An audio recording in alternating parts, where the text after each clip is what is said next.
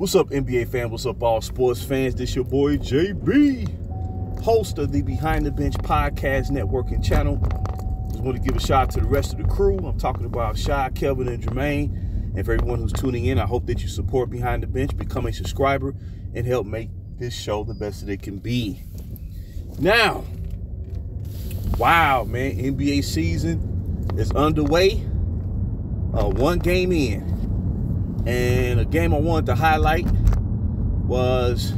is the Los Angeles Clippers versus the Portland Trail Blazers, where the Clippers defeated the Blazers by the score of 123-111 at home at a crypto.com arena. And I'm going to tell you, man, the Clippers, in all honesty, with all the bad luck that the Clipper organization has had throughout the years, it actually would be a great story if they were able to win a championship. The owner, Steve Ballmer, since he's bought the team, he's done everything possible to put that team in position to sign the necessary players, to bring in the necessary complementary talent to achieve something that they have never been close to achieving, and that's winning an NBA world title. And they had the talent, and I believe, and I've been saying for the past 3 seasons, that for the Clippers to reach their potential as a team, they have to feature and build up the center position. And how to accomplish that goal is to bring in a point guard who will focus on just that, to where the point guard don't have to score 25 points a game. He can play the role of a prototypical traditional point guard and distribute the ball. And last night was a prime example of what I've been alluding to when it comes to this young center right here, Ivica Zubac. And according to his metric on a per 36-minute basis, he gives you 18 points and 12 rebounds. 18 points and 12 rebounds on a per 36-minute metric. And this was before he was traded to the Clippers by the Los Angeles Lakers midway of the 2018-2019 season. And as soon as a point guard distributes the ball to him, he delivers. That's all he needs. That's the only thing that's been holding him back. And to me, was truly been holding the Clippers back. And now, with a point guard like Russell Westbrook, a dynamic point guard like Westbrook, who can break the defense down off the dribble and penetrate to the basket to cause the defense to, converge on him, he can dish the ball down low to Zubac, and Zubac can score. He has great touch around the basket, and he can play with his back to the basket. And he's become a much better rebounder over the years, and he's become a better defender, particularly switching out on top on pick and rolls.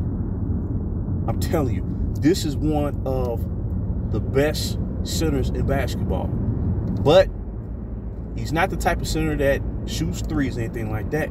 He's a standard, prototypical center where you have to feed him the ball to get going, to develop a rhythm. And last night, I think it's the tip of the iceberg. Where the Clippers can reach their potential as a team.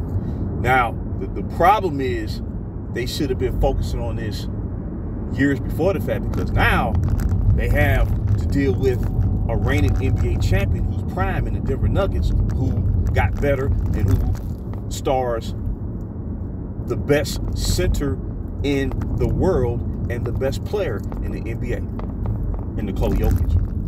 But nonetheless, the Clippers are a very deep team. Kawhi Leonard had a very solid game last night, and Paul George had a great game last night. And now, if you feature Zubac, he really should be your third scorer behind Kawhi or Paul George.